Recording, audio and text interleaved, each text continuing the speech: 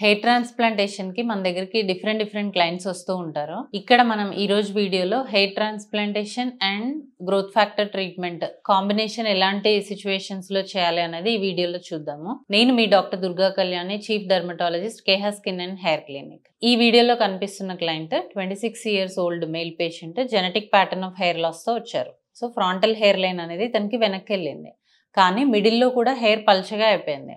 అప్పుడు మనం ఏం చేసాము అంటే, డోనర్ ఏరియా బాగుంది కదా అని మొత్తం ట్రాన్స్ప్లాంట్ చేయకుండా ఫ్రంటల్ లైన్ ఏదైతే రిసీడ్ అయిందో దాన్ని మాత్రం హెయిర్ ట్రాన్స్ప్లాంటేషన్ చేసాము. మిడిల్లో ఎక్కడైతే పల్చబడిందో అక్కడ మనం గ్రోత్ ఫ్యాక్టర్ ట్రీట్మెంట్ అనేది చేయడం జరిగింది. సో ఆఫ్టర్ 6 months ఏమైంది, ఫ్రంటల్ లుక్ చేంజ్ అయింది, హెయిర్ లైన్ పర్ఫెక్ట్గా వచ్చింది. మిడిల్లో జిఎఫ్సి చేయడం ద్వారా అక్కడ కూడా మనకి హెయిర్ థిక్నెస్ అనేది ఇంప్రూవ్ అయింది. సో ఇలా కొంతమందిలో హెయిర్ ట్రాన్స్ప్లాంటేషన్ అవసరం లేని ఏరియాలో మనం చేయకుండా జిఎఫ్సి చేసుకోవడం వల్ల దాన్ని అవాయిడ్ చేయొచ్చు. సో ఇలాంటి కండిషన్ మీకుంటే కనుక, మీకు ఏదైనా డౌట్స్ ఉంటే కనుక ప్లీజ్ కాంటాక్ట్ అస్.